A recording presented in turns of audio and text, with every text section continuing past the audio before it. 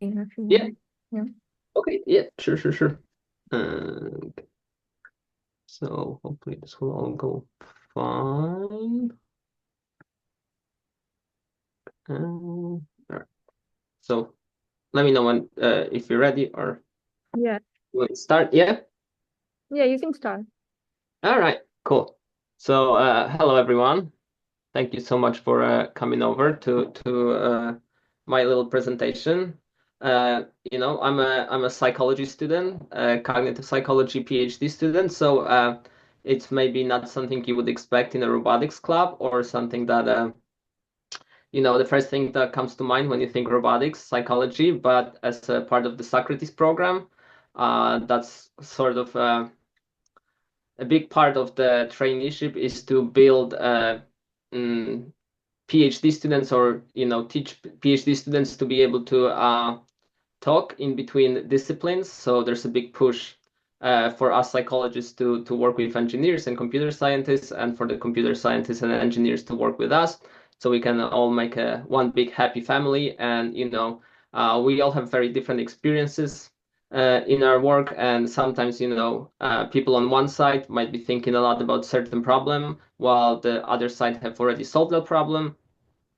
Or like us in psychology, we build experiments and we might need technical expertise, and that comes from the technical side. And on the other hand, the technical side might need help with thinking about problems or coming up with solutions or ideas for new experiments, and that's where we psychologists come in. So I'm gonna try and talk a little bit about that. So basically, what's interesting in psychology from the robotic standpoint, what are some areas where we can come together, and then I will talk a little bit about my own research just to show you how does that come in practice. All right. Uh, let's see if this is gonna work now. It's not working. 1 second. Okay. All right. So just quickly about me, so you know who you're dealing with. Plus, we gotta kill some time. So my name is Kuba. I'm a second year PhD student right now. But I was born and raised in Poland, and that's where I got my first degree as a traditional student. I got a BA in philosophy at the University of Łódź. Uh, I graduated in 2011, and that was also the year I have moved over to the US shortly after I graduated. But after I graduated and moved over to US, I became a father and stuff, so I couldn't go straight back to school. I needed to kind of make a living and figure out what's going on. So I have joined the United States Navy. I have served on board USS Bataan for 5 years. If you want to see my ship, here it is. I have spent 5 years on board this ship. I went on to deployments. I went through 2 yard periods and everything. So, but most importantly, the main goal of me joining the Navy was to get my GI Bill, so benefits. So I since then I haven't paid a dime for school. So that was very nice. They paid my whole tuition and gave me a housing allowance. So so that was really nice. After I got out of the Navy, I still wasn't sure what I really want to do. So before I went back to school, I spent a couple of years working odd jobs, and I worked at Sprouts Farmers Market. It's a grocery store. It's mostly on the West Coast, but now it's really spreading on the East Coast. I worked in the first store that was opened in New Jersey, in Marlton. Right now, I think we have already three in New Jersey and a whole bunch in Pennsylvania and Philadelphia. So I worked as a department head. But that was a really good experience because after working as a department head in a grocery store for about a couple months, I was like, oh my God, I can do this for the rest of my life. I'm going back to school. So, so it was very good because it pushed me over to this decision. Via Stockton, I went to Stockton University for a year at first because I live in South Jersey, so Stockton was really close, and Stockton was really nice, but it wasn't the level of Rutgers, so my goal was to get into Rutgers, and I finally managed to get into Rutgers. So I double majored in psychology and cognitive science. I graduated last year, yeah, in May last year with my undergrad. And I started the same year, a few months later, I started the PhD program in cognitive psychology. And of course, I am also a Socrates fellow at the same time. So that's who I am. If you have any questions about that later or anything, feel free to ask about any parts of my life from here. What are some of my research interests? My main research interest and the thing I work on the most is human navigation and social wayfinding, which we will get in depth, maybe not in depth, but we will definitely talk quite a lot about. I'm interested in decision making and behavioral strategies. This is something that my advisor, my PI, Professor Jacob Feldman, who's also a part of the Socrates program, and he's a professor in the psychology department. He's really into that stuff, especially decision making. Even though his main interest is vision science, so in Socrates we have, like, for example, Professor Dana. She's on the computer vision side, and my advisor Jacob Feldman, he's really good with human vision, for example. That's his main interest. I'm interested in theory of mind, which we will also talk quite a lot about today. Uh, Virtual reality as an experimental technique. This is something, I'm learning as I go. When I started my PhD program, I took over this virtual reality uh, experiment that I will also tell you about. But it's very interesting. I've never before, even used virtual reality before. Not to mention building my own apps and doing all that in Unity and everything. And now I'm pretty well versed in it. So fantastic learning experience. Something that I've never expected to do. Growing up, even in school, I was never into any kind of technical stuff. I was always on the humanities side. But here I am, programming my own apps and building virtual reality experiments. And I told you I had my first love, my first BA was in philosophy, so I'm still interested in philosophy of mind, human consciousness, and topics of that nature. But unfortunately, now with the whole PhD thing, I barely have any time to learn anything about philosophy anymore. But from time to time, I like to take a graduate seminar in the philosophy department, because I'm not sure if you know that, but Rutgers has basically the best philosophy graduate department in the whole country. It's usually ranked number one or in the top two or three. So if anyone's interested in philosophy, try to take some courses in the philosophy department. We have a really fantastic one. So, I think this semester I'm taking one graduate seminar in the philosophy department, and I took one before, and yeah, it's awesome. It's a fantastic department. So why not? All right, so let's start with this. This is gonna be a short video. It's really old. It's from the 40s. But I'm gonna play it, and then I would like you guys, at least one or two people, to tell me what did you see there? What do you think this is about? What's going on here? All right.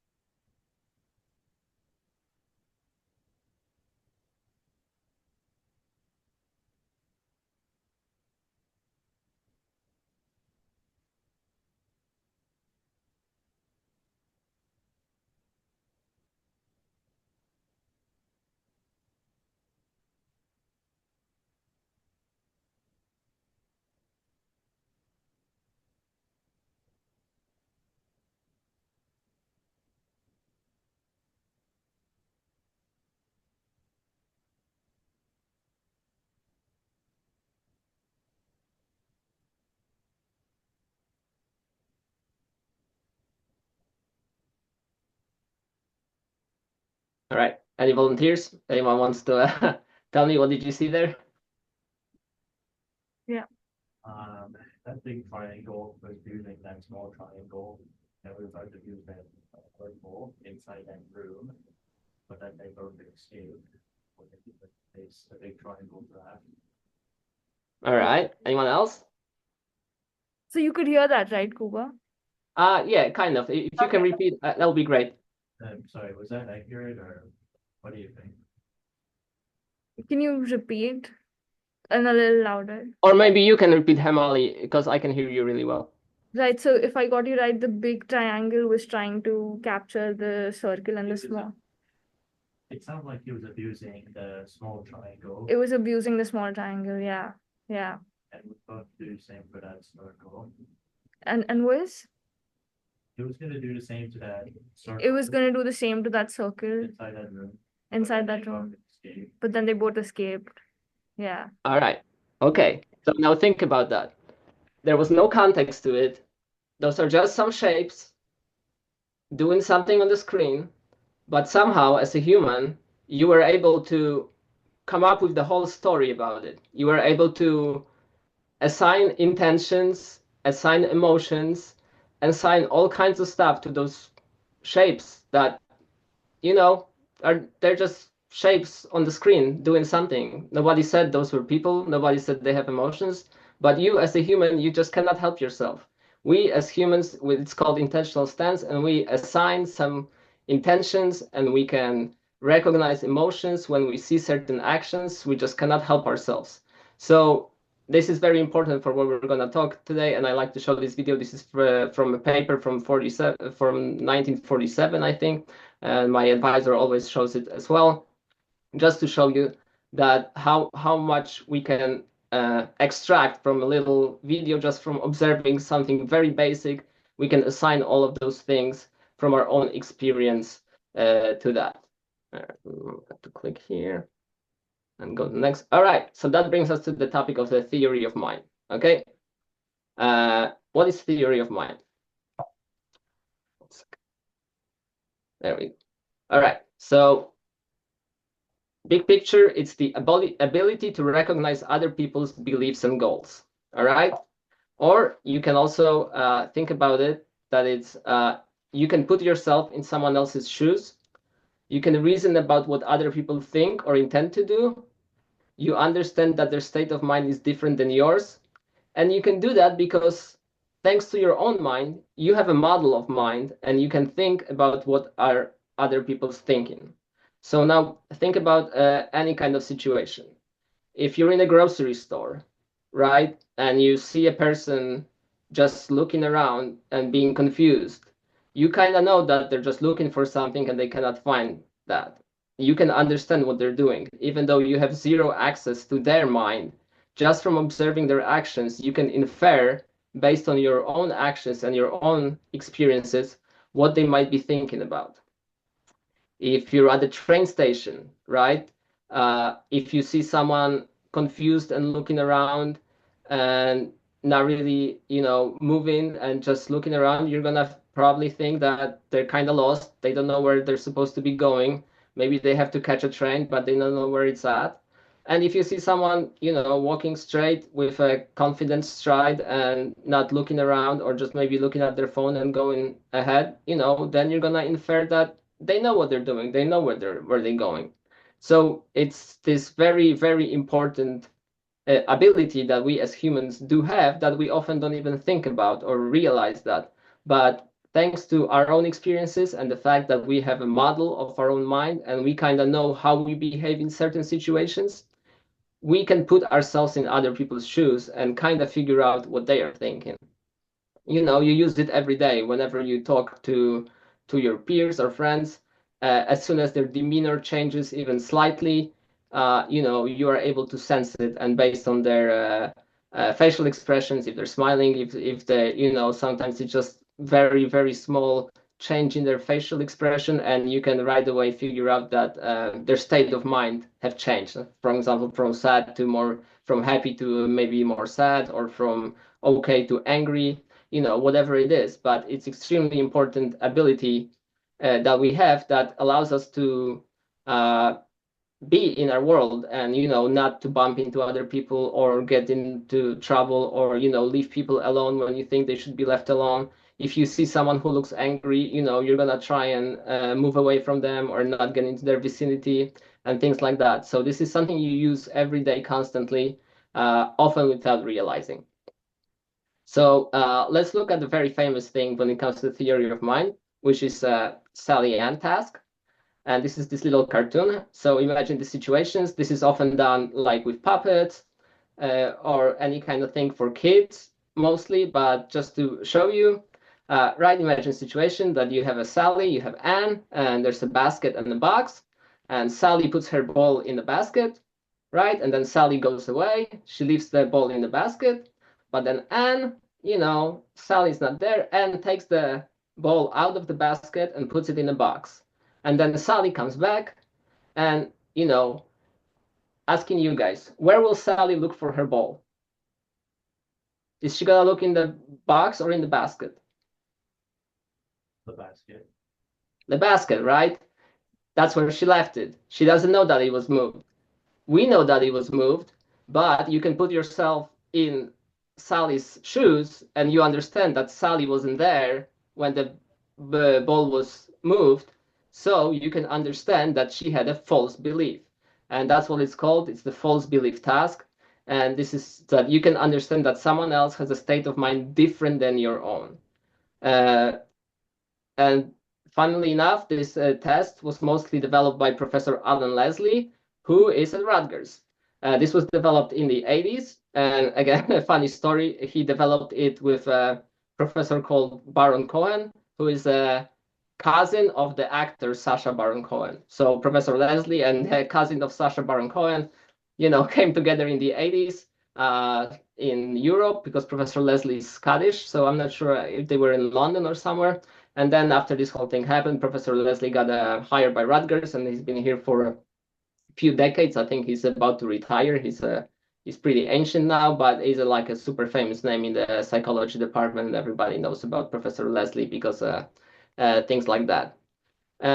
Importantly, this is something that we develop as we age with experience. So most 3-year-olds, for example, fail that task. They will tell you that Sally's gonna look for the ball in the box because they saw that the ball is in the box, and at 3-year-olds still don't understand this false belief. But usually 4-year-olds can already figure out what's going on. So this is not something that you're necessarily born with right away, but you develop it pretty early in life. And as a side note, and that's basically why Professor Leslie developed this task and how it started, is that there's this theory that people who have autism spectrum disorder, they struggle with theory of mind. They have a really hard time looking at things from other people's perspective and understanding different states of mind than their own.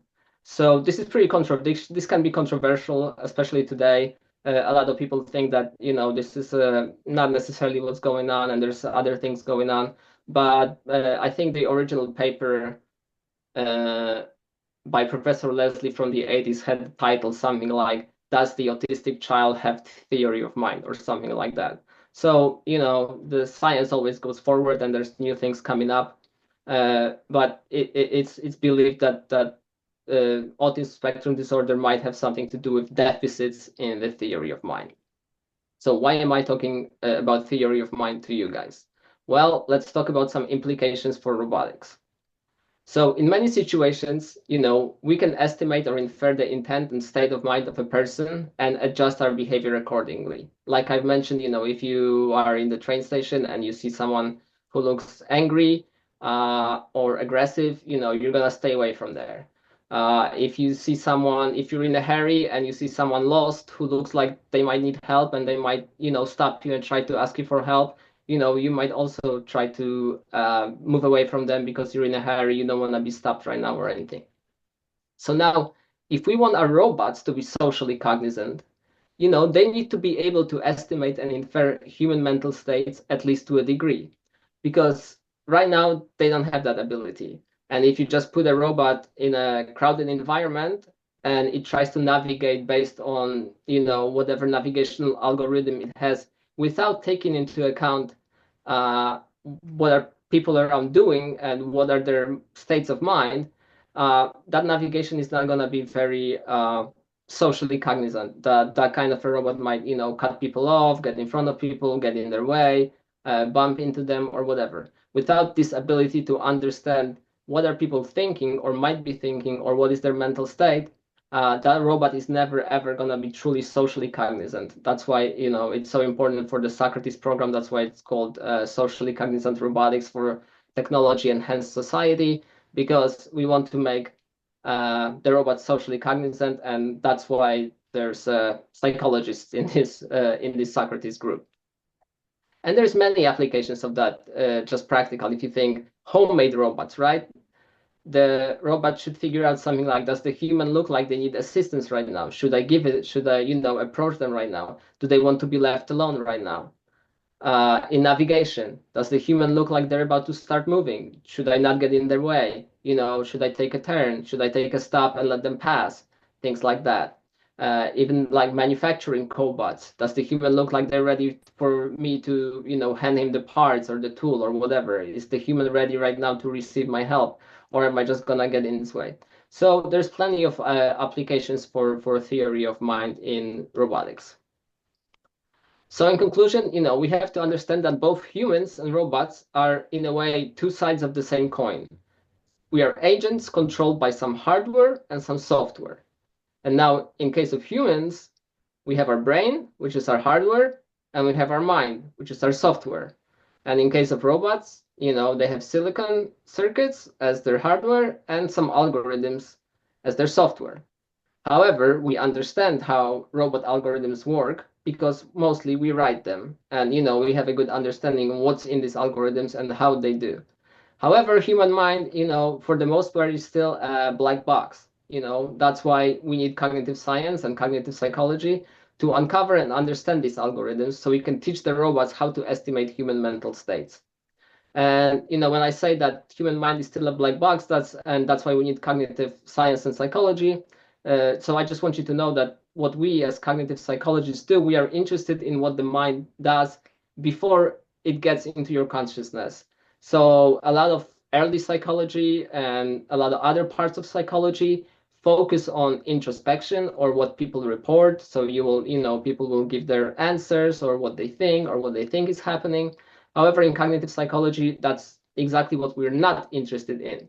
We are interested in what's going on in your mind before it gets to your consciousness. There's a lot of automatic processing going on in your brain and in your mind before this ever enters your consciousness, whether it's vision, hearing. There's plenty of stuff going on before you ever register it. And that's what cognitive psychology is really interested in trying to build mathematical models of human mind. And we think that it is something like that. Those are certain algorithms. Our hardware in our mind is not really that different from the silicon circuits.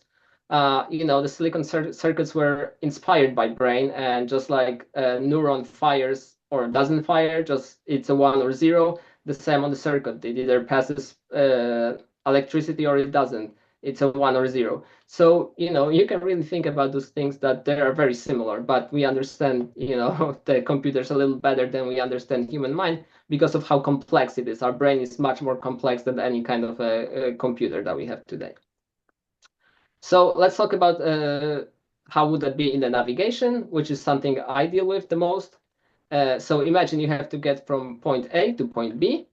And how are you going to choose your way? Are you going to choose the shortest distance? Maybe you're going to choose the easiest one. You don't know. There could be different ways, right? How are you going to choose? What if there are obstacles? Would you rather walk a longer distance around the obstacles or exert effort and climb over them to get there faster? So the important point here is that we all will have different answers. And depending on what is important to us, we will have our own utility and optimize accordingly. So I'm sure you guys know the word utility from math and all the stuff that you guys study. But in this case, utility is basically something that fits the best, something that will give you the most pleasure or will be the most fitting to whatever you want to do. And then you're going to optimize your behavior to maximize that utility. And this can be, different for, like I said, different for other people. Some people are, don't care about walking long distance, but they don't want to climb any stairs, for example, or do anything that will make them tired. There's people who will choose to go round way if it means that they won't have to go next to any other humans. Maybe they're antisocial and they don't want to, get in a crowded space, and they would rather walk take a way that's twice as long, but they won't have to meet any humans, and so on and so on. So every human is different, and we all have our own utilities, and we're going to optimize our behavior accordingly. So we want the robots to be kind of able to figure that out. What could be our utility? What could be the human utility at the moment, and how are they going to behave because of that? All right, and that brings us to social wayfinding, which is navigation with humans involved in some way. So human obstacles, right? So navigation in a big picture is this big behavior that it has locomotion, and locomotion is basically all of your body movements, so all of your motor movements. Very important for navigation: how fast you're walking, how you can turn, where you can move your head, where you can look and stuff. But that's not what I'm studying. I'm studying wayfinding, which is the cognitive part. And on a big picture, wayfinding encompasses things like route planning, just thinking about how you're going to get there, any kind of cognitive part of navigation. And social wayfinding is a subtype of that involves humans. And when I say it involves humans, it can involve humans in any capacity. So it can be a crowded train station, but you can also be by yourself in a forest hiking, and if you see a trail sign that was left there by another human, that is still social wayfinding. This is called asynchronous, but we don't have to get into details about social wayfinding. I just want you to know that as long as humans are involved in any kind of way, it will be social wayfinding. So we treat humans differently than inanimate objects, right? You might, if you see a trash can, you might push it out of the way, or you might bump into it, or you're gonna go super close to it, or a bench, or whatever. But you're not gonna behave the same way if there's a human over there. So we have concepts like concept of personal space or social groups, right? If you're walking through a corridor at Rutgers, and the shortest way to a classroom is in between three people who are talking to each other, I promise you're not gonna go the shortest way in between them and ram yourself right in between these people who are having a conversation. You're gonna go around them because you will recognize that they're in some kind of a social situation, and you will try to avoid getting in between them. Humans have the potential to be unpredictable. Again, you're walking down the corridor at Rutgers, and there's someone just hanging out, staring at their phone, like, they look like they're not gonna move, and all of a sudden they're like, oh my God, I'm late to class, and they grab their stuff and they start running in front of you. Inanimate objects are not gonna do this. So that's why humans are a special obstacle. They can, always change their mind and do something that you weren't expecting at all. There is also this concept of affordances, affordance space. So what time is it? Okay, I'm not gonna get super into details into that, but basically affordances are things in the environment that you can interact with. So like in the train station will be let's say a ticket machine. So if you see a ticket machine, technically it's an inanimate object, but you know that you're not gonna sit in front of the ticket machine because people might wanna come and wanna use it. So you understand that there's this thing, but people will use it, so you have to leave the affordance space. And the action space is more like, let's say you're like a touristy place and someone is taking a picture of someone else, and you're not gonna go in front of the camera and mess up the picture. You understand that there is this action space that that should be now reserved because they're taking a picture. So you might have to go around the person and go behind the photo taker, even though the fastest way would be in between the person taking the picture and the person being photographed. So what does it look like in robotics? The problem with robotics is that we have approaches like large data sets, simulations, imitation learning, reinforcement learning, but what all of those lack is the involvement of human in the loop. And they're definitely not human-centric. And that's what we're trying to do. We're trying to bring a truly human-centric approach to social wayfinding in robotics. This is from a paper from a couple of years ago, but it kind of tells you what kind of behaviors we're looking at in social wayfinding. So things like passing, crossing. The study I will tell you about, my study deals with crossing, for example. We had one with approaching, we had one with passing. We're definitely looking at making the combined ones. So these are basically the kind of things that you want to look at when studying social wayfinding, especially in robotics. This paper was specifically about robotics, so all of those things are very important for robotics. If you want to have a socially cognizant robot, it has to know about how to pass, how to cross, and blah, blah, blah. Okay, so here comes virtual reality, and here comes our studies. So this is the first experiment that we did in our lab with VR. This is by my colleague, Sarita De Stefani. She already graduated with her PhD from Rutgers. She's at Ohio State University doing her postdoc. But in this first experiment, we started with this simple setup where there's just one simple room. And in the room, in the middle of the room, there was either an agent or just an object. And the agent or an object were facing one of the four directions. So they were either staring towards the walls, they were either staring towards the exit door, or towards the participant. And so what you're seeing is from the perspective of the participant, and the task was very simple. Just get to the door on the other side of the room, okay? And when we looked at the results, it turned out that in overwhelming majority, people decided to go behind the agent if the agent was looking towards one of the walls. So that told us right away that virtual reality is pretty good for doing studies like that, because it can elicit those social effects. Because clearly people wanted to go behind the agent, and they reported that later because they didn't want to cross the eye gaze of the agent. So the agent was looking at the wall, and if you had a choice to go in front of the agent, so cross their eye gaze, or go behind them, as you can see, majority of people chose to go behind the agent. So this tells us, okay, virtual reality is good. It elicits the social effects. It's good to study social wayfinding. And just to mention, social wayfinding is extremely hard to study in real life, in vivo, because you can have people repeat the same thing over and over again, have a crowded space where people do the same thing. And in experimental science, you have to have repeatability. Jesus, hard word for me, sorry. And you want people to do the same thing over and over again, so your conditions don't change. So here comes me and my study. One of the things that we really wanted to do is to introduce dynamic agents, because in Serena's study, the agents weren't moving. There was only one agent in the middle of the room, and that agent was static. So in my study, we decided to, turn it into a real train station, or make it look a little bit like a train station. We gave our participants a task, and the task was to catch your train on time. So we wanted it to make it lifelike. And as you can see, there were two parts to that. One, they had to get to the proper gate, and the gate number was displayed on the screen for them, which gate they have to go to, and it would change between trials. Sometimes they had to go to gate 1, sometimes to gate 2. And the other part was they had the time constraint. So you can see the timer. Right now it says 8.2 seconds. They had 12 seconds in each trial to get to the gate, and they had to navigate in between all of those people. So there were 2 rows of people that were walking. You will see in a second how it looked like exactly. We had some people that were sitting on the benches, and we had some people that were just standing using things, basically making a little bit more crowded and constraining the space for our participants.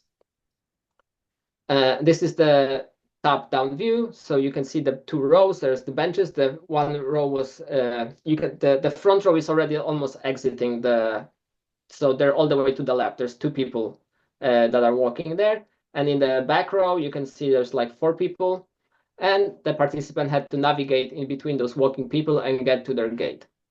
Okay, so now I'm going to show you one example of a trial. They had to wait for their gate number, figure out the gate number, then the people would be walking there, and the participant had to navigate in between the participants and get to the gate. And they would do it 80 times. There was 80 trials in each study. And what's very cool about our study is that most VR studies, people sit down at the computer or sit down on a chair and use joysticks. But in our study, we actually had people walking around wearing the headset. So we were getting real trajectories and real behaviors of people, how they would actually walk. So this is pretty novel and cutting edge for this kind of VR studies. Most often people use joysticks and sit down in VR. We actually had people totally navigating the scene. So the first thing we looked at were the trajectories that our participants were taking. And as you can see, we right away spotted that there seem to be two distinct ways they do it. They either go straight to their gate, like, for example, the top row, they would go straight to the gate in each of their trials. But sometimes you can see this loopy trajectory, where they first went the other way, and only around halfway through the trial, they changed their way towards the gate they were supposed to go to. Hopefully that's clear, but you can see that there are two distinct patterns. One is this C, one is more like a straight line, and one is this more C-like, where they went towards one gate first, and then they changed their direction. So that was very salient to us right away, and we were interested in why could that be happening. So just to formalize it, this is very daunting picture, so don't worry about it, but basically what I'm trying to show is that we called it a sign change because in our coordinates, everything to the left of the participant had a negative x-axis value, and everything to the right had a positive x-axis value. So if the participant crossed the center line somewhere in the trial, their sign have changed, either from positive to negative or from negative to positive. And the green dashed line is important because that was our criterion to count it as a sign change. So if the participant moved before the front row of walkers, just in the beginning a little bit, we didn't count it as a sign change. They had to cross the first row of walkers, and only then, if they changed the sides, we counted this as a sign change. And this is interesting because this is suboptimal trajectory. If you go straight to the gate, that makes sense. You're going. That's where you're supposed to go, and why not? If you go around, you're adding distance for some reason. You're going not the way you're supposed to, and then you're fixing it later. So from a psychology standpoint, that's interesting. What is causing this? Why are people not doing the optimal trajectory every time? Why do sometimes they choose this suboptimal one? First of all, on the left side, this is by participant. So all the turquoise ones are the ones with the sign change, and all the red ones are the regular ones without the sign change. So you can see there's big individual differences. Some people never sign change. Some people sign change in like almost quarter of their trials. Some did it a little bit. So again, from psychology standpoint and robotics, important because people are very different and people have very different strategies. So with just one navigational algorithm is not gonna cut it. But what we noticed is that this happened much more when the target gate was gate number 2 than number 1. And why could that be? Well, if I go back to this slide, it's important to notice that the flow of the rows was set in stone in every trial. So we manipulated which gate they had to go to, but the front row was always going from right to left, and the back row was always going from left to right, which made us think that the gate 2 is eliciting this much more, because if people have to go to gate 2, they have to go against the direction of the front row, because these people were always moving from right to left. So if you want to go straight to gate 2, you had to go against the flow. So this made us, think that, I guess the direction of the flow is an important, maybe, for people with more of a social concern, they don't want to go against the traffic. It's rude. It means you have to cut people off. You have to go in between a person that is coming straight at you. So we figured that people probably in this situation would rather go with the flow and then fix it later, rather than put themselves in a situation where they have to go against the flow. And I don't have that data in this presentation, but we are running a second experiment right now. We just finished, where we manipulated that, and in half of the trials, the direction is like here, and in half of the trials we flipped it, and the gate effect disappeared, and now it's even. So this tells you that it seems like we were right. So once we manipulated the direction of the flow, the gate effect have evened out. So people are really attuned to which way the traffic is going, and in certain situations, they don't want to go against the traffic. They would rather go with the traffic flow and then fix it later, and maybe take longer and longer distance, but more socially acceptable. Okay, but what could all that mean for robotics? Humans might not always optimize in the same way, depending on what they're optimizing for. So back again to utility and optimization. Large individual differences. So robot algorithms must recognize classes of behaviors or different kinds of behaviors that people might have. One single uniform algorithm will not be robust enough. The robot have to, we have to maybe study people and recognize what are some like crude navigational behaviors that we can recognize, and then teach the robot to be able to recognize those behaviors. Or if you have a robot that's destined to be in a specific situation, for example, only at the train station, if it's not a generic robot, but you're making a robot for a specific situation, then you observe people in that specific situation. You learn what kind of different models of behaviors you can find, and then you tune your robot to that. Just like in real life, we all know people with different classes of behavior. It's the same thing. And not crossing against the traffic direction could be an important rule for robots. A high penalty can be programmed. So if you're creating some kind of a cost map or some kind of navigational algorithm, you can teach the robot that it's going to get a high penalty for crossing against the traffic flow, because it seems like that's what people don't want to do and don't like to do. So we should also teach the robot to try and avoid that if possible. So that's how those things from psychology can transfer over to robotics. Now, another thing we looked at was the acceleration of our participants. So here on the left side, this is binned. This is collapsed across all participants and all trials. And when you look at all the participants in all trials, you see this nice bimodal distribution. The red dashed lines are the 2 rows of walkers. So basically what you can see is that our participants accelerated through the front row, then decelerated in the middle of the room, and then accelerated again to get through the second row, and then decelerated towards the gate. All right. So what can this tell us? It seems like we were talking when we were planning this experiment and we were talking about it.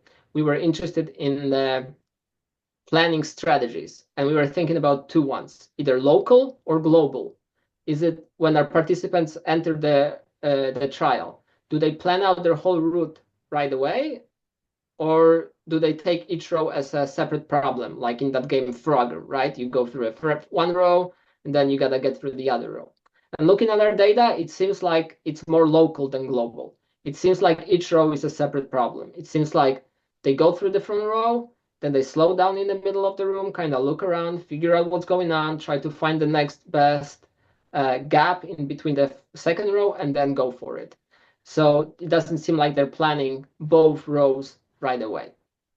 Now, what you see on the right-hand side is the acceleration data, but now it's taken apart for the trials where there was sign change and where there wasn't. So when there wasn't sign change, that's the one up top, you see the same exact bimodal distribution. And this makes a lot of sense to us, because you can think about it, you're moving in a straight, kind of. There might be a little bit of angle, but mostly, you can kind of run through the front row, move fast through the first row, slow down, and then move fast again. However, if you look at the bottom graph, there's no second peak, right? And that also makes sense to us, because in the sign change trials, you're moving on a curve in the second part of the trial. So you're no longer, accelerating in a way as you can accelerate in a straight. It's much easier to accelerate when you're just standing, slow down and go straight ahead. If you're moving on a curve and you have to get to the other gate, that acceleration is gone. So again, from a robotics standpoint, if that just shows that the strategies, if you look at the data, they're very different, and a robot should treat them as 2 different behaviors, because from the robot standpoint, the reactions might have to be completely different. So what are some implications for robotics? Humans seem to navigate locally rather than globally. So the probability of a sudden direction change should rise fairly quickly after the movement commences. So at the very beginning of the movement, when you're executing, it's fine. But shortly after, you can figure out that they might have to change the direction or go somewhere else. So that's why we're saying that when they're accelerating, there's a low uncertainty about their behavior, because they're executing at that time. They know where they're going, they're accelerating to get to their point. it's probably what they're going to be doing. However, when they're decelerating, there might be high uncertainty about what they're going to do next. Because if they're decelerating, that means they're thinking about their next step. They're not sure where they're going to go. They might be looking around for whatever they're supposed to find and, then change direction very drastically to go over there. So, again, from a robot standpoint, if it can figure out if the person is accelerating or decelerating at the time, it can adjust its algorithm to anticipate the next moves. And again, the individual differences in the magnitude of acceleration. I didn't show you the graph with, actually, I didn't show you the graph with the individual participants and their curves. But if I show you the graph with the individual participants, the curves, they all look kind of bimodal, but there's a lot of noise there. They don't all look like this nice graph like here, like I just showed you. You'll see very different strategies in between people. Some accelerate less, some accelerate more, and things like that.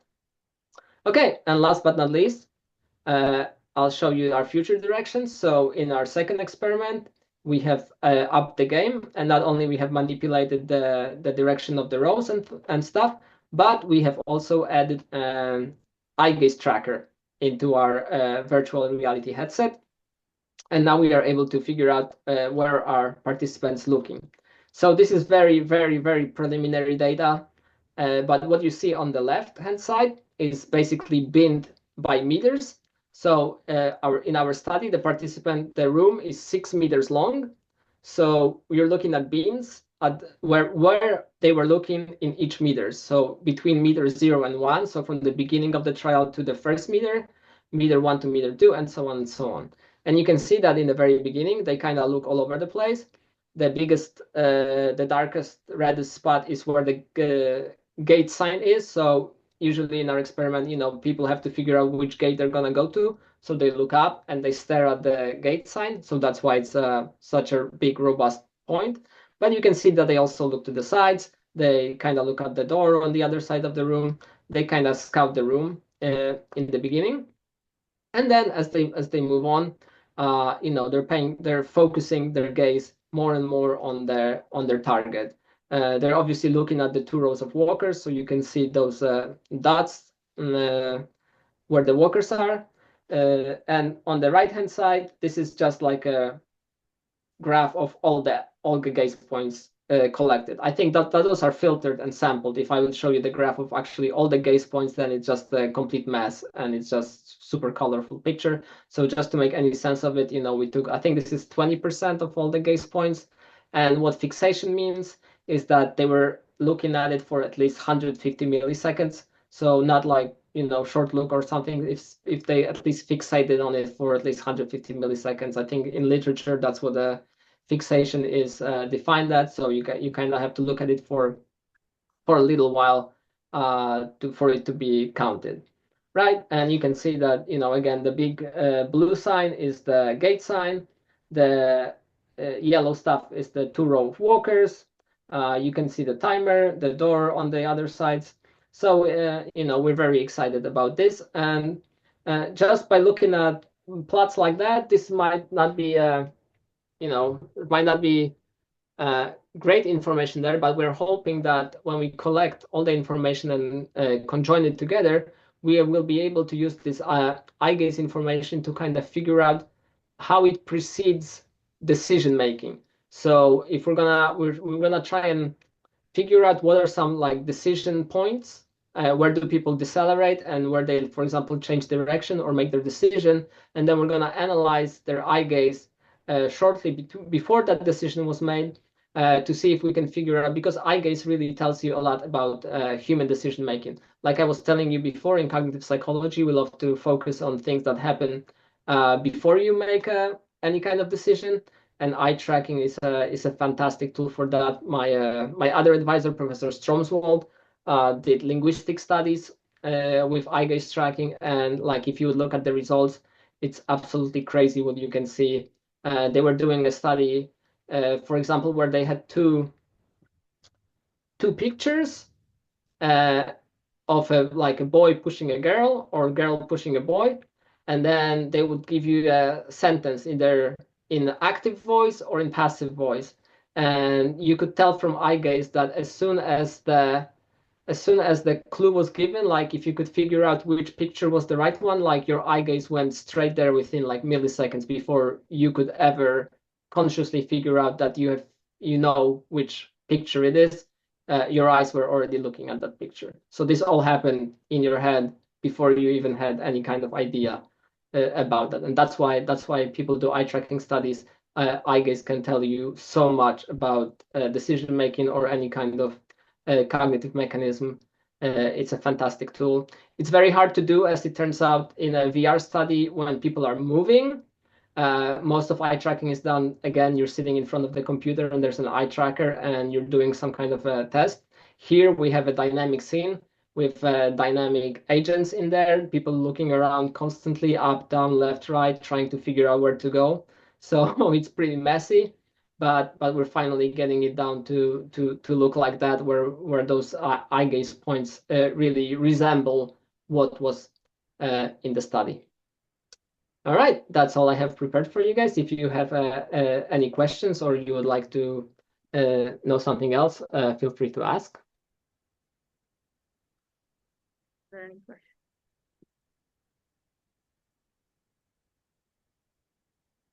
Or if something was unclear, you want me to go back to any points of the presentation, whatever it is. So like, when would you guys start working on object permeance? Oh, so that's more of a question to to my advisor. He's more on the vision side. We're not really doing much about object permanence in this study. We're mostly uh, interested in the navigational decisions and basically the navigational strategies. But in our lab, there's a lot of different work on, for example, shape perception or categorical perception, feature learning, and things like that. So I think they did some object permanence, but I don't have any like really good studies that I could tell you about right now.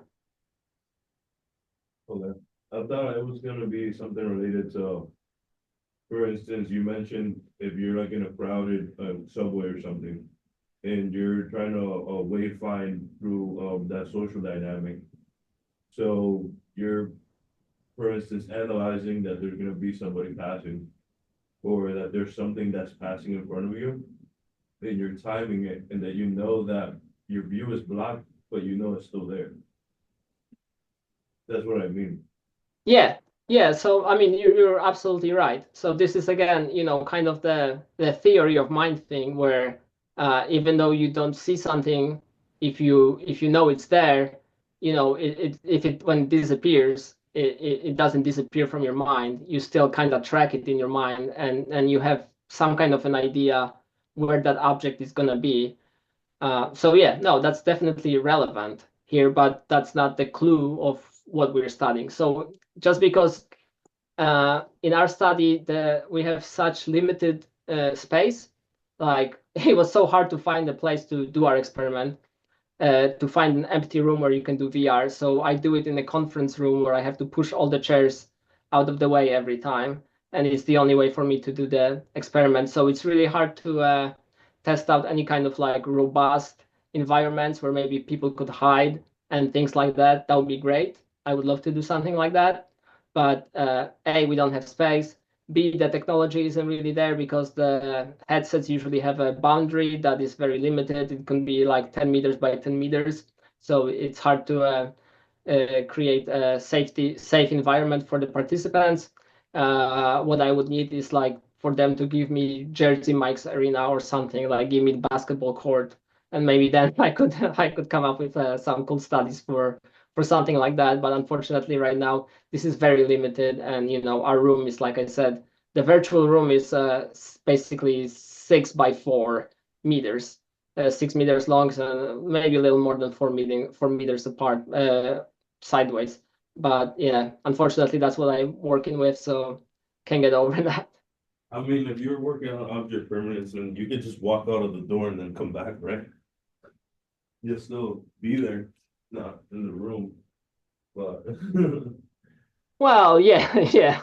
Maybe if that was the goal of the study, then maybe you could come up with something like that. But again, it wouldn't be super straightforward in VR. Yeah, that would be kind of hard to do. Yeah. Yeah, but I mean, I'm sure you could come up with maybe, well, just object permanence, maybe not in the social manner like with people, but you could probably make like some kind of a study with just objects coming in and disappearing or being occluded or something. That would be doable. It would be hard to make like a real lifelike, robust scene with people. But if you're interested in object permanence and VR, I'm sure there are ways to get it implemented. Any other question? So like, do you think that robots would be able to do parkour? Okay, so that's a loaded question because first you need a robot that has all those degrees of freedom in its joints and all the physical abilities. So Yeah. that's one point. But no, I think we're very very far away from having robots doing parkour, even or navigating between people. That's why we're studying it. It's really not a solved problem, and all the navigational algorithms that are present today don't really take humans into account, and if they do, they take them as just regular obstacles, maybe a moving obstacle, but without this whole this psychological component of people being people. So that's what we are focused on, trying to make the robots kind of understand us better, so they can adjust themselves to us and not get in our way. The thing is to, basically when we talk about this, what we want is, to have robots that we can just put in crowded environments and you will not notice them. That's the whole idea about it. You want the robots that will not make themselves noticeable. You want people not to notice that the robots are there or make them uh, um, like awkward or afraid or whatever. Are you guys already saw Ben Greenberg? I'm sure Ben talked about his study that he's doing where he has a person in VR sitting on a chair and there's a robot coming in at them and then he measures how distressed they were because that people definitely do feel uneasy around robots right now, and the robots have the tendency to come too close or do jerky movements and things like that. Yeah, you were saying. So it's not just them navigating through social environments, it's a social awareness as well. So you mentioned that if it could send somebody in distress, it's gonna try to, move away from it, or would it engage? Well, I mean, that depends on the situation, right? If it's a medical aid robot or if it's a robot that's supposed to be at the hospital, maybe if it sees someone in distress, it's gonna rush to help. But if it's some kind of, robot that doesn't have any medical training and is supposed to be just taking parts from point A to point B while avoiding people, yeah, maybe if that robot sees someone in distress, it's gonna move away from it because it doesn't want to add any more distress to the person, and it also doesn't want to get in the middle of this situation where its only task is go to from point A to point B, and it has no capabilities to help in a situation like that human is in. So it all depends on the situation, like that was kind of the whole point of what I was saying, that just one algorithm is not gonna work here. You will have to have different classes of behaviors that the robot can recognize and act accordingly based on what it's seeing. And so as far as the machine learning, do you want to go and sort of thinking about it first? Yeah, Oh, go a ahead. few questions. Hey, so I got one question. You remember about the theory of mind and those with autism may be implicated with it? Moni, can you repeat? I didn't hear that one. Yeah. When you were talking about theory of mind and said, yeah, you can come. Yeah, sorry. Sorry. No, you're good. I don't know if you can hear me from back Yeah. there. Oh, that's much better. You were talking about the theory of mind, and you said those with autism spectrum disorder were implicated with it. And Yes. so, did you say that they have a harder time figuring out or have a sense of theory of mind, of understanding other people's state of mind? Yeah, so basically, autism, then even the name itself, it comes from the word auto, which means towards yourself. And basically what is being said about theory of mind and the deficit of theory of mind is that it's very hard for people with autism spectrum disorder to put themselves in somebody else's shoes and look at the world from somebody else's perspective. It's very hard for these people to step outside from their own experience and what they're seeing and understand that someone else can have a very, very different uh, outlook on what's going on. And that's what I meant by the deficit in theory of mind, is that it's very hard, or they have a problem with looking at things from other people's perspective. They're like very strict with their own perspective, and it's extremely hard for them to look at whatever is going on from other people's, or assume what they might be thinking. That's why often people with autism spectrum disorder might be considered like rude or saying things that are not really appropriate, because they're really having a hard time understanding that for someone else, whatever they're saying might be hurtful or not appropriate or whatever. So it's just this stepping out and putting yourself in other people's shoes that, is theorized that's what might be going on. I see. So what you're saying is it's hard for them to step out, and due to deficit minds, it's hard for them to imagine what it's like being in somebody else's shoes, right? Yeah, basically. I mean, again, sorry, my camera is going crazy.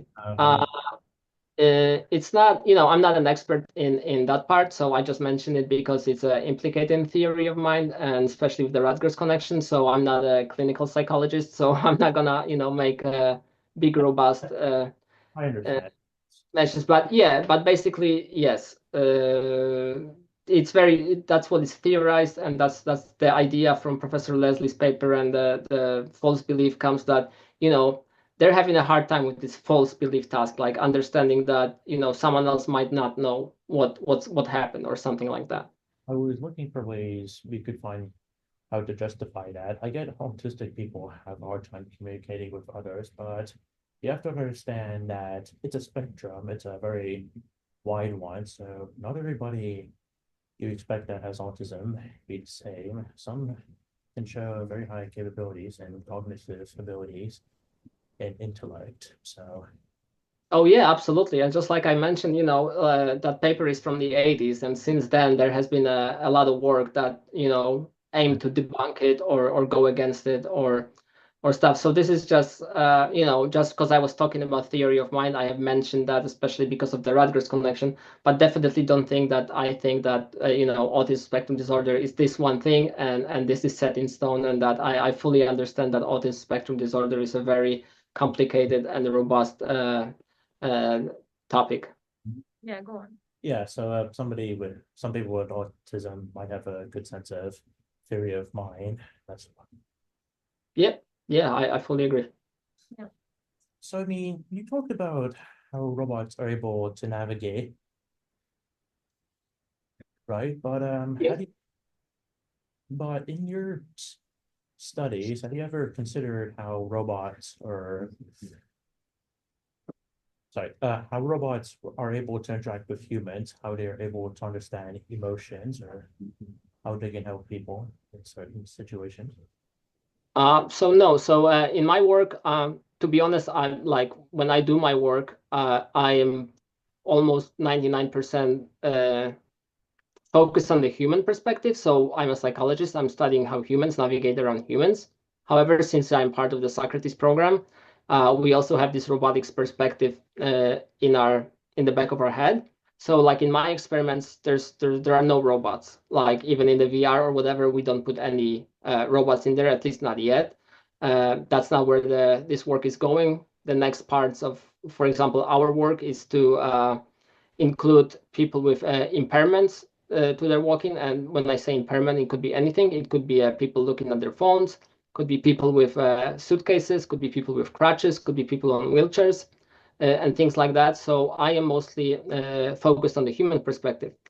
But when I talk about theory of mind and the robots, it's because right now robots have no capabilities of figuring out human mental states. And that's what theory of mind is. It's kind of figuring out other people's mental states based on your own model that you have from your own perspective and from your own experience.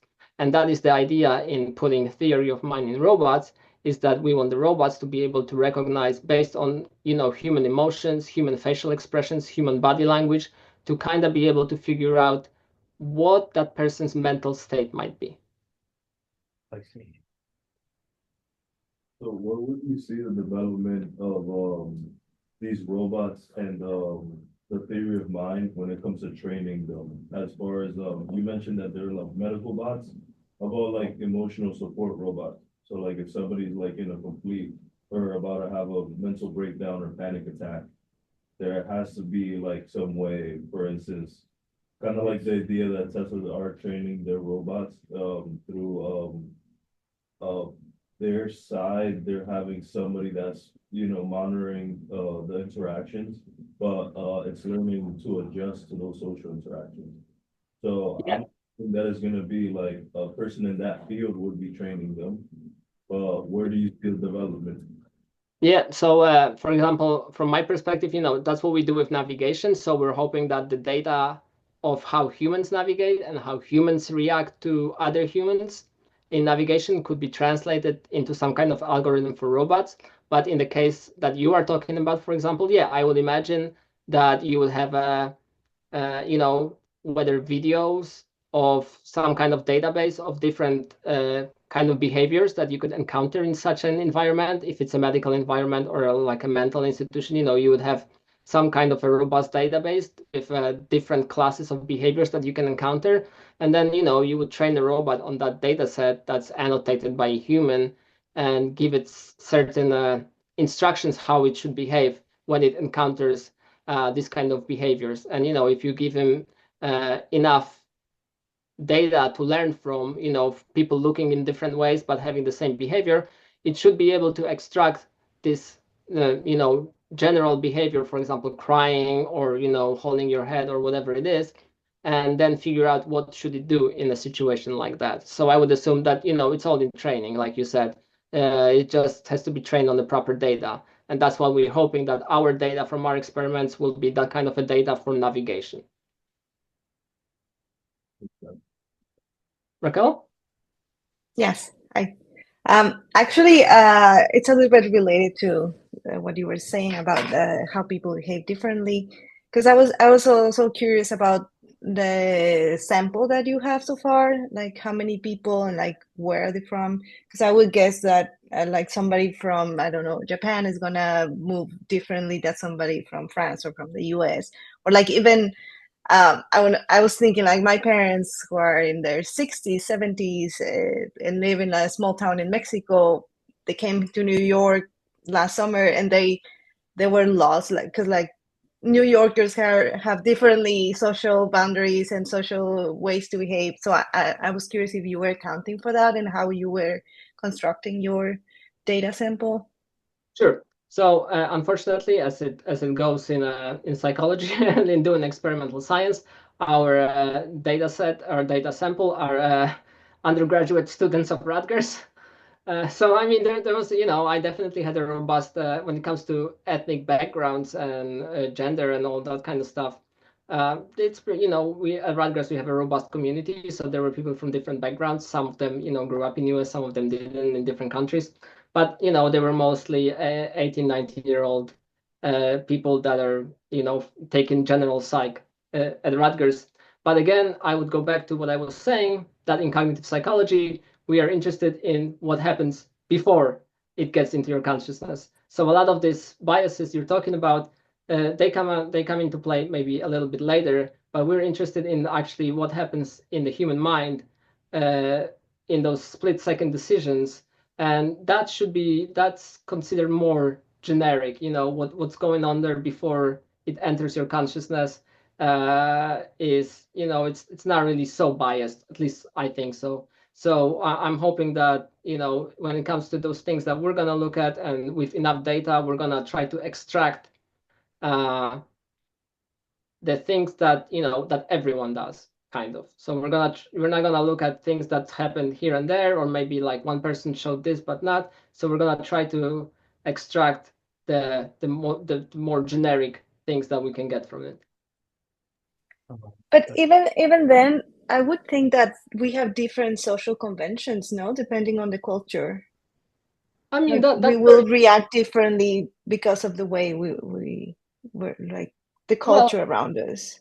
Yeah, but just like in our study, we already notice different patterns and behaviors. And then again, that's my whole point, that I think that one, you cannot just make one navigational algorithm. You'll have to have the robot to recognize how the person behaves. So, those might be the classes that people, it might be backgrounds, but we're not gonna call it's because of the background. We're just gonna call it a different class of a navigation for a person. So if one person, tends to come close, because that's how it is in their culture. So we're just going to account for it as a person who is not afraid to come close to other people, while someone else might be going around people and leaving more space because that's their culture. Again, we're not going to focus on the fact that it's because of their culture. We're just going to focus on the fact that there is a group of people who tend to go more around. And then what are some clues from their behavior, from their body language, that can help us predict if they're gonna come close or if they're gonna go further, for example, And another quick one, I was just curious, you said that you made each participant do the same loop like 80 times? So it's there were different manipulations, but basically we had in the first study, I didn't mention that because it wasn't really important and it didn't really come out to have a significant effect.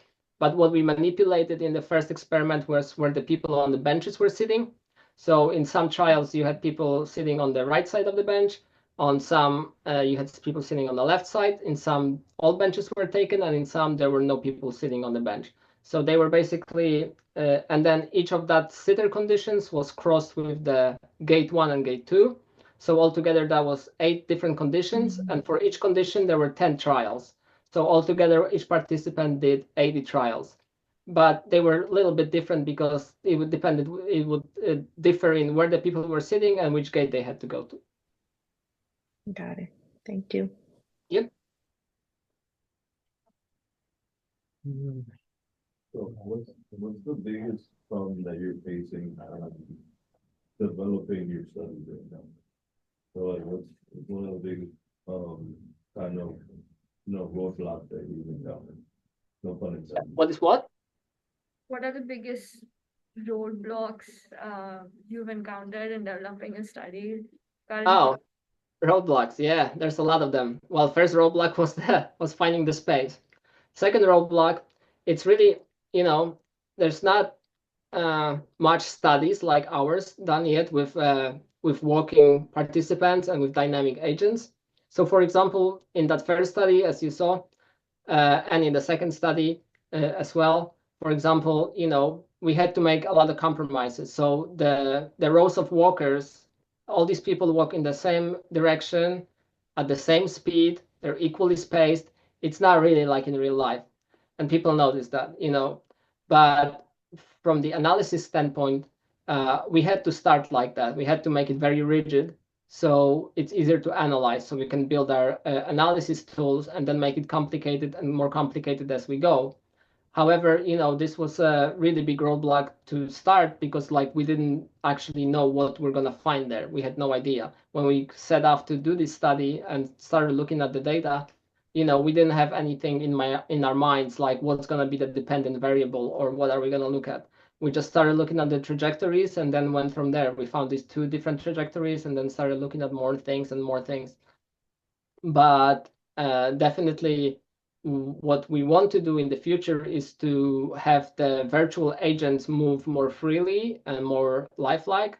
So we're going to try and build some C# scripts that will kind of turn our agents into like machine learning agents or with some kind of autonomy. So it doesn't, they don't look like puppets just marching. Right now, these people in the study, they look like just, like some war parade, people just marching like that in unison. Still people, navigating around them and treated them like real people. So that was really cool because actually the study, like I was watching the people do it, and then when I look at the data, people really get immersed in this virtual reality and still react to everything that is going on and treat the people as real people. But still, this is not a situation that you would ever encounter in a real train station where you have people just marching at the same speed, equally spaced and stuff. So yeah, there's always this trade-off. Like we would like to make it more complicated, but we cannot make it more complicated yet because we have to be able to analyze it and so on. So it's always, like a tug of war, what we want to do and what we are able to do. But I think so far we're moving okay. The first two experiments are came out pretty good. Now we're adding the eye gaze, so that will also add on to. It will make it more complicated for analyze again, but it can give us some more answers about what's going on. So then, basically covered the basics of you working with the variables you have in the virtual reality. You're adding the gaze now.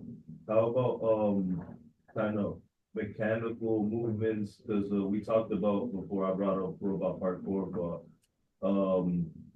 you mentioned the degrees of freedom and things of that nature. How about like gates? Is there gonna be like personalization with the movement of these characters? Or is it just gonna be kind of uniform, sort of same cadence, same distance per step, same kind of monotone, predictable outcome?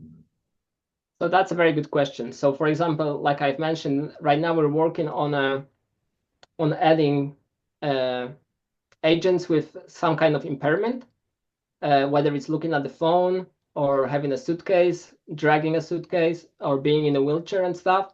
And for example, that poses a lot of problems because everything in psychological studies have to be matched for certain things. So for example, person on a wheelchair is gonna be pretty wide.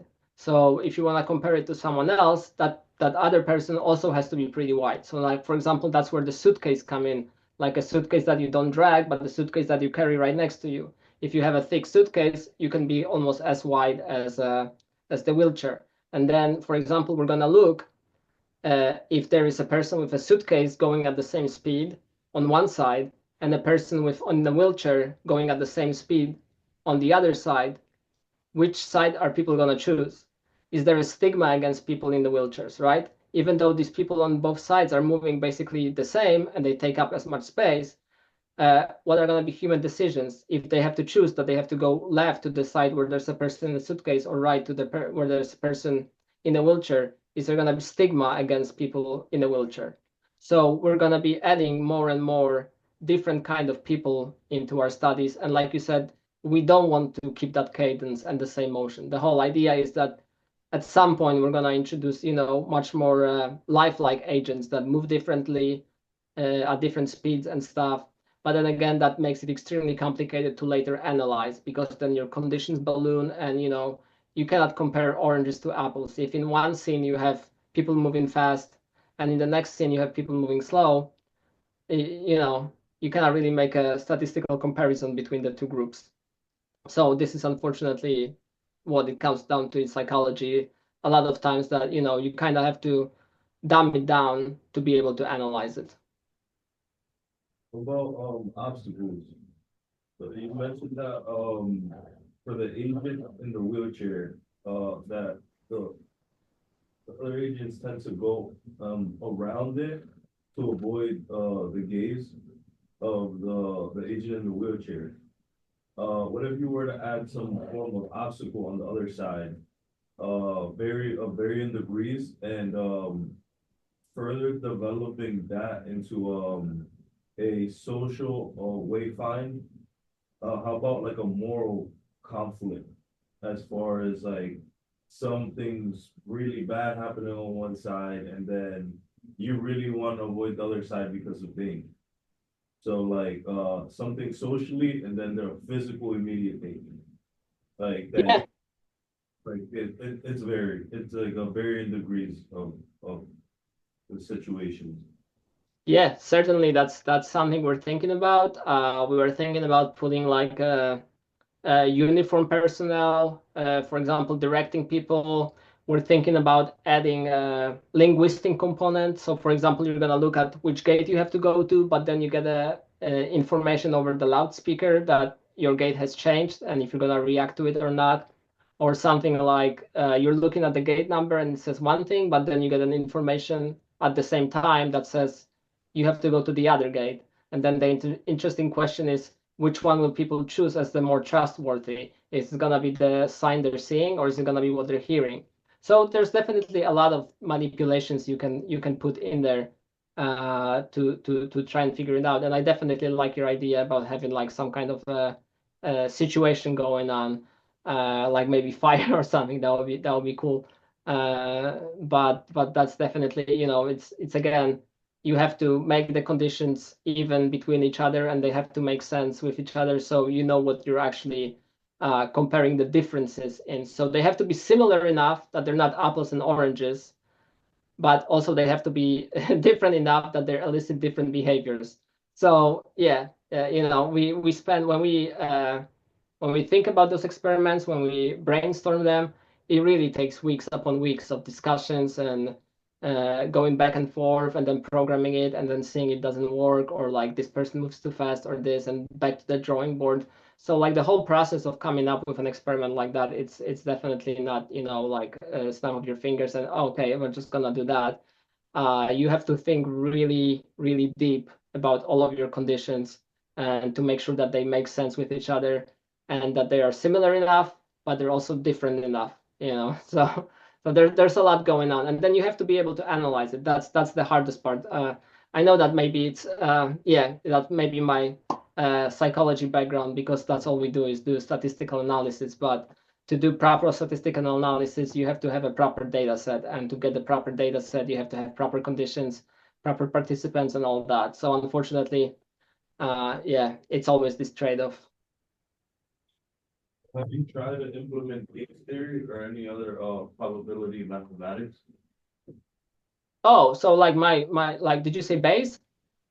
Game theory. Oh, game theory. No, so we haven't tried to apply any game theory to that. My PI, Professor Feldman, he's like super into Bayesian theory and Bayesian statistics. So we will be using Bayesian statistics and trying to figure out, something about the priors. uh, Actually, when he teaches it, he says that navigation is basically, when I was talking about utility and optimization, I didn't say Bayesian, but that's basically where it comes from. That's like the Bayesian utility theory, where you want to maximize the utility, and that's what my PI thinks. Human navigation is basically that when we navigate, we try to maximize our utility, and that comes straight from the Bayesian theory. But no, game theory, we haven't looked at any kind of this kind of backgrounds for it yet. We might, when we're doing, like, when we have the actual data and when we analyze it and when we start thinking about like the discussion for our paper and everything. Some of those things might come in, but they didn't come in when we were building the experiment or thinking about. I'm curious though. So you've been studying psychology and cognitive science. So if you were to learn how humans are able to perceive emotions, and not only that, but also how other humans may react to those people with that state in mind, how is it possible? How could you guys integrate it when you're programming these robots, or have you at least tried doing that? That's a very good question. Yeah, so I would assume that just as we humans, when we learn those things from experience, as you go through life from very young age, you see people's emotions and you see how people react to them, how other people react to them, how people with those emotions react. And you, with so much data that you're learning as a child and throughout your life, you come up with those theories, and they get kind of seared into your brain, into the connections in your brain. So we're hoping that if you're thinking about the robot, it's, I don't know about navigation here, but if you're talking about emotions, yeah, so the robot's gonna have some kind of a camera, right? And if it's able to recognize human emotions, through the camera and figure out what's going on. So again, it might come to navigations in a way that the robot recognizes that person is, for example, being aggressive right now, and the robot might want to stay away from that person because the person might become aggressive towards the robot, right? So that's things like that, I guess. I don't know about any other kinds of robots, specifically for emotions. Yeah, you might have like the companion robots or like homemade robots or people. I know they're very popular in like for lonely people, for like elderly people who live by themselves, and it's becoming more and more popular. So in that case, there's not much navigating going on in the house or whatever. It's a different kind of a goal for a robot like that. So maybe that robot has to be trained on specific human emotions and stuff. Yeah, we're more thinking about when we're doing this work. I think the robots we have in mind are more like some kind of delivery robots, or the robots that are in like big crowded spaces that maybe taking things from point A to point B, and they just have to do it efficiently without getting in people's way. So they're not so concerned with like emotions and stuff unless it would cause some kind of a danger to the robot. I see. So you're not working with robots to recognize emotions, so more like delivery robots. But I mean, how would how could you guys integrate, or no, sorry, how could you guys make a robot learn how to understand human emotions, learn how to react to certain situations, how to help those kind of people, such as like therapy robots or Yeah, I mean, like I said, I don't really work with the robots. I work with them very little. I'm a psychologist. I work with people mostly. So the how to integrate into a robot, I think it's gonna be on the on the side of the roboticist. I'm more than happy to collect the data for them and explain that data and give them that data, but they will be the ones implementing it, really. But to answer your question, how they're gonna learn? Well, the robots for now, they can only learn in one way, from data. So if you have, if you want to teach a robot how to react to certain emotions, then you have to have a robust data set that encompasses that emotions, whether it's video, it will probably mostly have to be the video. So you have to have tons of videos of people in certain emotional states that are labeled, and then you feed that to the robot's algorithm, and some kind of maybe a neural network or something that helps it to approximate the function from those videos and recognize those emotions. And if you label those emotions for the robot, it will be able to learn that if person behaves in certain way, they're most likely probably have this kind of emotion. If they act this way, they have this kind of emotion, and so on.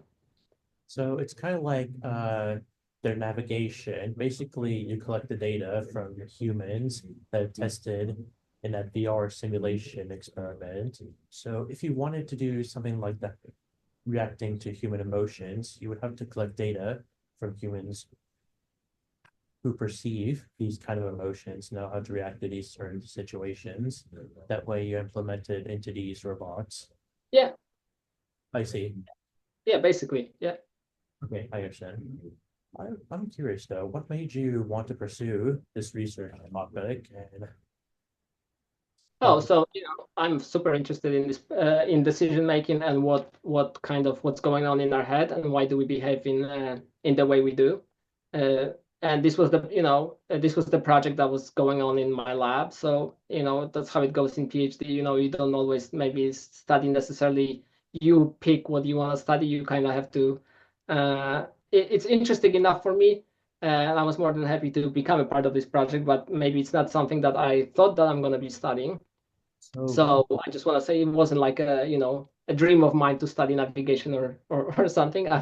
I wanted to study human mind, and this is what needed to get studied. So I'm more than happy to do it. But yeah, I'm just super interested in the human mind and what's going on outside of our consciousness, the automatic processing that goes in our brain at very short time scale. Like it's crazy. Like even if you think about it, your eyes don't see what's around you. All your eyes register is reflection of light, and from just reflection of light, your brain in extremely short time is able to build up this robust representation of a world with all those angles, colors, and everything. So I just love the brain. I love the capacity of the brain and the things that are going on, the integration of all the sensory data to come together to create this presentation that we have, that we live in. I love the fact that none of us know what the world look like outside. All we know is what the brain shows us. We all live in our brains. I'm a little older. I grew up on I don't know if you guys seen The Matrix. Maybe The Matrix right now is it's a too old of a film for you guys to watch, but like I was 12 when I first saw The Matrix, and I think that's what made me want to follow the path of cognitive science and psychology, because it made a great impression on me. And I love the fact that the brain is able to do all these kinds of things, and you can hack the brain, and you can take drugs, and it completely changes the way the world looks like. It's crazy. Oh yeah, the human mind is very complex, but you have to protect it. But how does one pursue this kind of research topic? Like, yeah, so I mean, in general, if you're interested, if you're interested into going into grad school and stuff, so I would say, you want to just as soon as possible as an undergrad, you want to just join a lab. For example, when I first got into Rutgers, I joined a neuroscience lab. I sliced like 50 rat brains when I was in my senior year. I gave rats cocaine for like 4 months straight. I did all kinds of stuff that I never thought I would, and I just did it to get experience. So, you kind of want to get your feet wet. You want to get in some kind of a lab just to see what doing research entails, because it entails a lot, and something that you don't think about maybe daily, or you don't know that it's involved in doing research. A lot of talking, a lot of meetings, constant discussion, thinking about it, refining things. So you have to like doing things like that. But as you're gaining this experience and as you're learning, even if you're not doing something that you're super interested in, but still getting the experience, that will help you think about what you want to do. And you will then, start learning all these theories, all the different problems in the field, what's not studied, what's not solved. And, at some point you will find something that is very interesting to you. And then from that point, you can try and pursue that thing.